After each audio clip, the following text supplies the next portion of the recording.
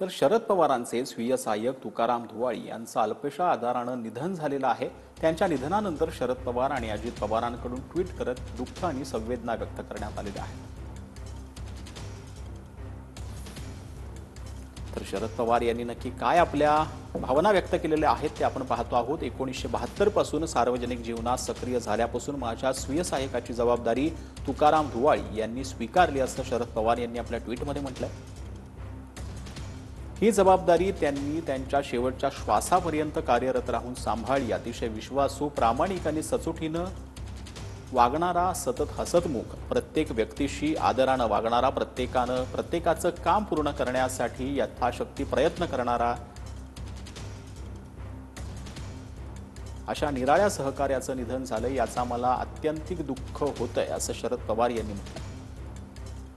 त्यांच्या जाण्यानं कुटुंबातील एक व्यक्ती गेल्याचं दुःख होतंय। त्यांच्या आत्म्यास ईश्वर सद्गती देवो असं देखील यावेळेला शरद पवार यांनी आपल्या ट्विटमध्ये म्हटलं।